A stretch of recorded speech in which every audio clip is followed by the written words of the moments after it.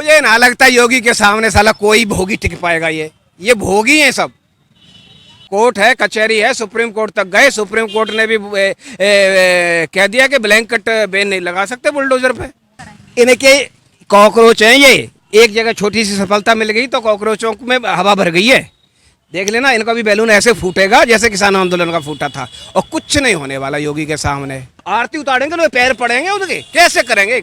जब गुंडागर्दी इस तरह, मोवोक्रेसी है ये, डेमोक्रेसी नहीं है ये। गलत कह रहे हैं, मोवोक्रेसी और डेमोक्रेसी का फर्क ही नहीं जानते ये। आपको पता है ये जो 22 में इलेक्शन होने वाले थे तब ये किसान आंदोलन लॉन्च किया था, अब 27 में आने वाले हैं। इस देश में जो देशद्रोही शक्तियां हैं, योगी और मोदी दो से ही डरती हैं। नमस्कार, स्वागत है आपका ओनली न्यूज 24x7 में। और आज हम उतरे हैं ग्राउंड जीरो पे और जानेंगे कि 2027 में दरअसल कौन आएगा, क्या कमल खिलेगा या फिर साइकिल दौड़ेगी। लोगों से जानेंगे कि क्या है उनका मूड। सबसे पहले तो बढ़िया काम उनका यही है कि यूपी में लॉ एंड ऑर्डर बहुत अच्छा मेंटेन किया है। सारा गुंडा माफिया, हफ्ता वसूली, इस पर काफ़ी हद तक उन्होंने काम किया है जो पहले की सरकार में किसी ने नहीं किया था। और लॉ एंड ऑर्डर जब एकदम मेंटेन हो जाता है तो बाकी बिजनेस अपॉर्चुनिटी तो अपने आप भी बढ़ती है। लोग यहाँ बिजनेस लगाना पसंद करते हैं, काम धंधा करना पसंद करते हैं। अदरवाइज़ वो कोई हमें उठा ले जाएगा, फिरौती मांगेगा, ये करेगा वो करेगा, उस तरह का डर नहीं है। गुंडों में भय है, खुद गले में डाल के घूमते हैं कि हमें जो है अब आगे से गलती नहीं करेंगे। पहले ये प्रशासन का भय नहीं था जो वहाँ के गुंडे मवाली में। बाकी तो डबल इंजन की सरकार है, हमें तो सब अच्छा ही लग रहा है। 60 से ज़्यादा के हो गए, हमने तो इतना बढ़िया प्रशासन देखा नहीं अपनी लाइफ में। बाकी अपने अलग अलग विचार हैं, सबके अलग हो सकते हैं, पर हम तो खुश हैं जी। इस बार कौन आएगा? हमारे विचार से तो वही आने चाहिए जो अच्छा काम करेगा, वही जो कर रहे हैं या करेंगे वही आएंगे। सपा आरोप लगाती है कि इनकी सरकार में अभी पेपर लीक हो रहा है। पेपर सपा की सरकार में कौन से लिख रहा हुआ है? कल ही वो जो मंत्री जी हैं इनके, हुड्डा जी हैं इनके, जो उन्होंने कहा था ना कि देखो तेलंगाना में इतने हुए, इसमें इतने हुए, उतने हुए। जितनी पुलिस भर्तियां होती थी सपा सरकार में वो सारे वो कोर्ट में चले जाते थे, कैंसिल हो जाते थे। एक जाति विशेष के लोगों का ही सिलेक्शन होता था। अरे सब ये मैं करूं तो करेक्टर ढीला है, दूसरे करें तो अच्छा है। ये SIR पहली बार हुई थी क्या देश में? पर कांग्रेस कर रही थी, बाकी सब कर रहे थे तो सही थी। और अगर बीजेपी वही कर रही है तो गलत है। ये हार जाएं तो वोट ये EVM की जीत है, ये जीत जाएं तो लोकतंत्र की जीत है। और ये मोवोक्रेसी और मोवोक्रेसी को ये डेमोक्रेसी बनाने की कोशिश कर रहे हैं। भैया जिसने 5 साल इलेक्शन जीता है, 5 साल काम करने दो ना। तुम्हें अगर वो गलत काम कर रहा है तो 5 साल बाद पब्लिक हटा देगी। 10 गुंडे इकट्ठे भीड़ इकट्ठी करके सारे वो विदेशी लोगों के फंडिंग लेके, NGO का फंडिंग लेके इकट्ठे हो जाएं और जिंदाबाद मुर्दाबाद करें और सरकार को झुका दें, नेपाल और बांग्लादेश बनाने की कोशिश करें इस देश में। ये देश इतना पागल नहीं है। इसका युवा, ये कुछ चंद लोग सड़क पे आ गए, थोड़ी भीड़ दिख गई तो भ्रम पैदा हो जाता है, अरे बहुत लोग आ गए, इतने कॉकरोच इकट्ठे हो गए। अरे कॉकरोच तो कॉकरोच ही होते हैं, भीड़ ही इकट्ठी हो सकती है, पर ऐसा जनमानस उनके साथ कोई नहीं है। हाँ, विपक्ष आरोप लगा रहा है कि अभी ऐसे किसान आंदोलन चला था। ये जब भी कोई अभी FCRA का बिल आने वाला था, सारे देश विरोधी लोग इकट्ठे हो गए, कहीं FCRA का बिल ना आ जाए, कहीं ये हमारा वो फॉरेन फंडिंग आती है वो बंद न हो जाए। उसके लिए सारा षड्यंत्र था। आपको पता है कल पक्कम में एक पावर प्लांट लग रहा था, न्यूक्लियर पावर प्लांट, तब कितने वो एक फ्रांस की कंपनी ने बिड किया था, उसे काम नहीं मिला था और रशियन को मिल गया था। उसने सारे NGO के थ्रू पैसा पंप करके कितना प्रदर्शन आंदोलन कराया था, चेरनोबिल हो जाएगा, ये हो जाएगा, सारे तमिलनाडु बर्बाद हो जाएगा, ये हो जाएगा। फ्रांस की कंपनी को मिल जाता था, कुछ बर्बाद ना होता। बाद में पता लगा सारी विदेशी फंडिंग थी वो। ये देश को गरीब, भूखा, नंगा, कचरा, गंदा रखना चाहती है पूरे बारे विदेशी लोग। ये जो है चाइना कितना आगे निकल गया, हम डेमोक्रेसी को ही चाट रहे हैं अभी तक। और जो है हमने जो है अभी तक साला देखो रोड का कितना बुरा हाल है। यहाँ कभी झाड़ू पोंछा लगता है, कुछ साफ सफाई होती है यहाँ पे। और फिर विदेशों कानून चाहिए हमें अपने जैसा, और साफ सफाई व्यवस्था चाहिए विदेशों जैसी। भैया उनके कानून भी तो लागू करोगे तभी तो लागू होगा। फुटपाथ पे से कोई हटाओ, अरे गरीब मर गया, गरीब मर गया। विदेशों में हटाते हैं तब वहाँ साफ सुथरा लगता है तुम्हें, तब तो तुम्हें अच्छा लगता है। पर यहाँ हम हटा दें तो गरीब मर गया जी, गरीब मर गया, गरीब मर गया। अरे गरीब मर गया वो ठीक है, गरीब को भी काम करने का अधिकार है, पर सड़क पे ही अधिकार है सारे। वहीं खाता है, वहीं हंगता है, वहीं गंद फैलाता है, फिर कहते हैं कि हमारा देश बहुत गंदा है। गंदा हो गई भाई, तुम्हारी पॉलिसियाँ ऐसी हैं। हाँ सर ये बुलडोजर एक्शन पे कहते हैं कि हाँ जो बुलडोजर एक्शन हो रहा है वो गलत हो रहा है और जो एनकाउंटर्स हैं वो फेक हो रही हैं।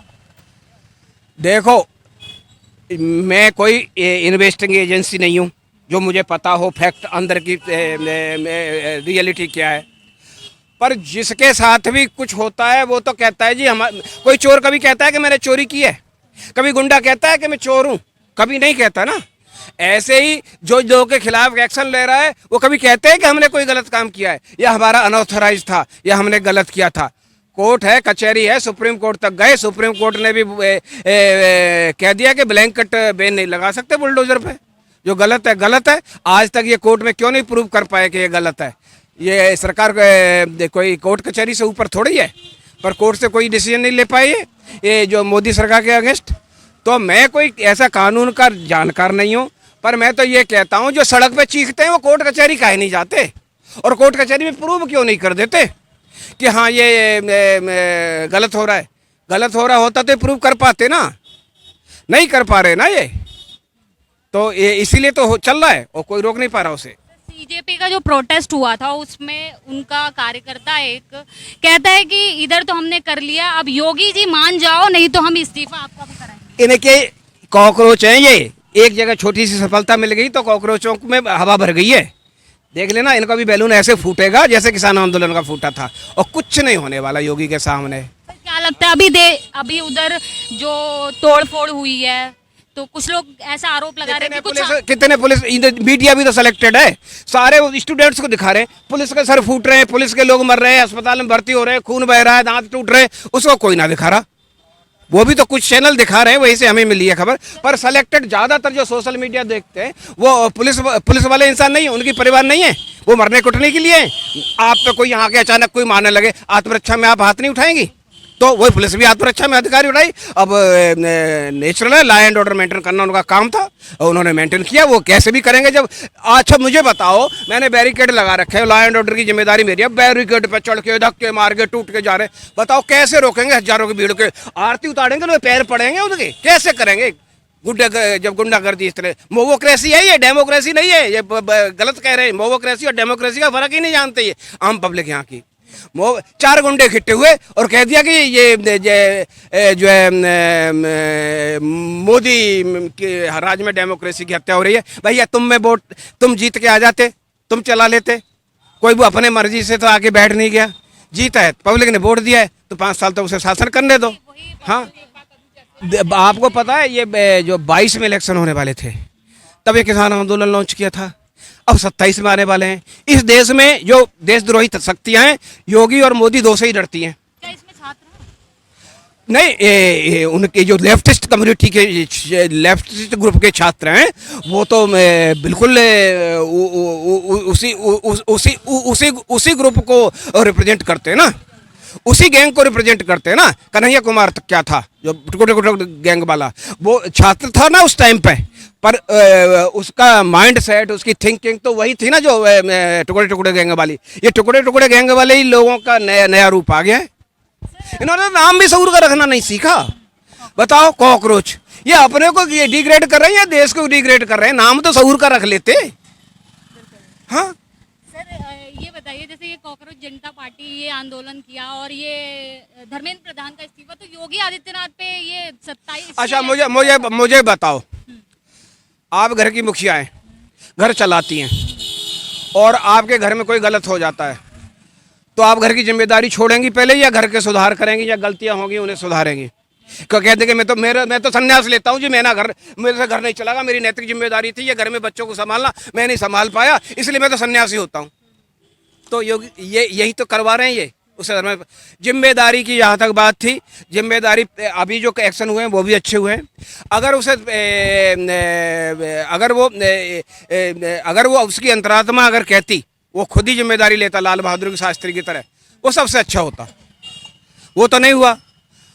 वो एक एक एस्पेक्ट है, पर दूसरा एस्पेक्ट ये है कि मैं जिम्मेदारी से भाग रहा हूँ। वो इस्तीफा देके मेरी जिम्मेदारी थी, मैंने पता किया, कोर्ट से मैंने एग्जामिनेशन कैंसिल कराया, री एग्जामिनेशन कराया और इंश्योर किया कि दोबारा से नकल हो। सर रेजिग्नेशन लेटर में उन्होंने यही कहा है कि कुछ जो तथाकथित लोग हैं और देश विरोधी ताकतें हैं वो हमारे छात्रों को ना भड़का सके, तो इसके लिए उन्होंने हाँ बस वही है। देखो कई दफे ऐसा होता है कि पूरा एक हवा बना रहे हैं कि मोदी देश विरोधी, मोदी लोकतांत्रिक है, ये है वो है, तो अब इनको कहने का मौका नहीं मिलेगा ना।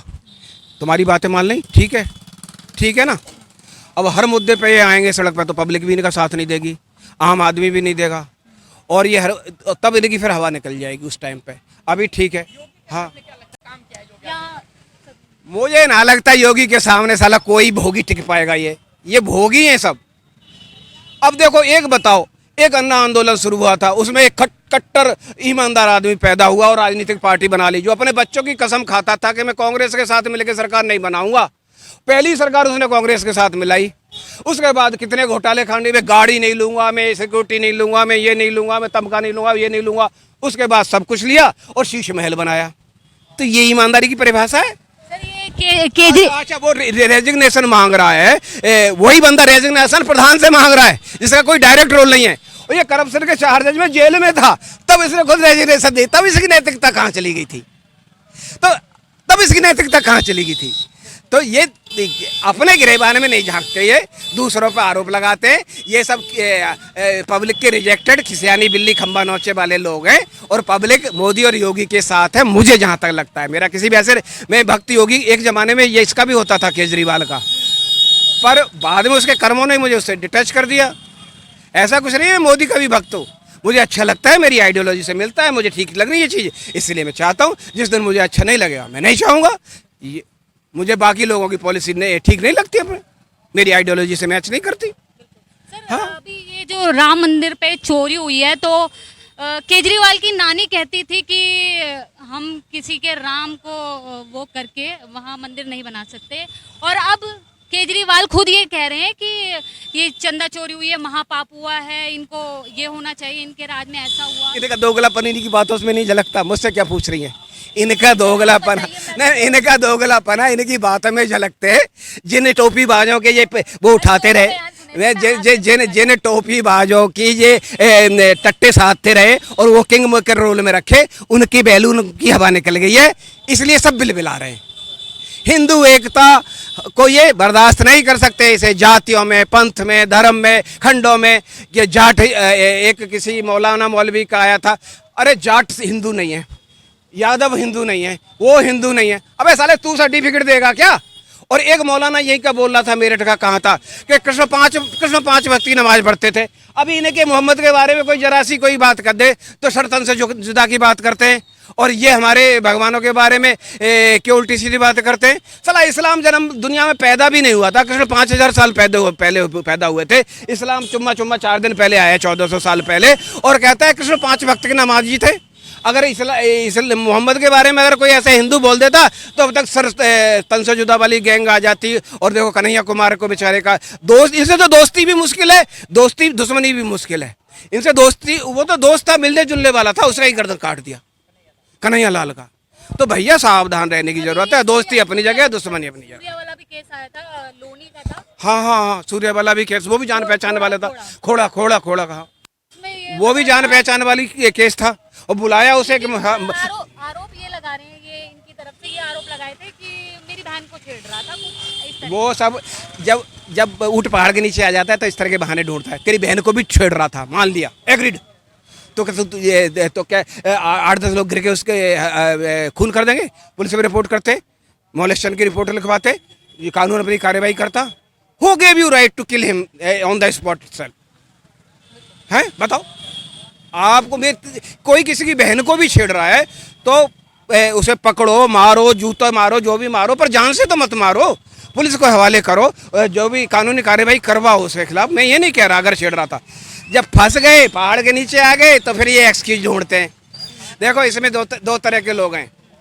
इनमें रेडिकल्स तो 20% ही हैं और बाकी 80% रहते हैं न्यूट्रल। और वो देख अगर इनके 20% रेडिकल्स फंस गए तो फिर एक गैंग पैदा होती है। नहीं सारे मुसलमान ऐसे थोड़े हैं, वैसे थोड़े ये है वो है, एक आध था उसके आप सबके खिलाफ थोड़े ही एक्शन लोगे। अगर वो नहीं आए लपेटे में तो फिर इस्लाम की जीत है, फिर वो उसके साथ हो लेते हैं। तो चित्त भी मेरी पट्ट भी मेरी, इनका पोजीशन के हिसाब से ये सिचुएशन बदलते रहते हैं। हाँ, डबल स्टैंडर्ड है। हाँ, और हिंदू आज कहते हैं हिंदू मुसलमान हो रहा है। बताओ 1947 में बिना हिंदू मुसलमान की पाकिस्तान बन गया था क्या? बताओ, बिना हिंदू मुसलमान बीजेपी तो पैदा भी नहीं हुई थी। हिंदू मुसलमान तो उस दिन से हो रहा है जिस दिन से ये पहला मुसलमान इस देश में आया। हाँ, अरे सब राजनीति है। मुझे पूछो 1947 में तो मोदी योगी पैदा भी नहीं हुए थे। हाँ, कहने से क्या मतलब? आरोप कुछ भी लगा दो, किसी के बेसलेस आरोप है। 1947 में तो मोदी योगी पैदा भी नहीं हुए थे। तब बिना हिंदू मुसलमान किए हुए ये भारत देश के 3 टुकड़े हुए थे क्या? तब तो योगी बीजेपी अस्तित्व में नहीं थी। तो ये सब फालतू के आरोप है, राजनीति है, इससे ज्यादा कुछ नहीं है। हिंदू मुसलमान तो उसी दिन से हो रहा है जिस दिन से पहला मुसलमान इस देश में आया। हाँ।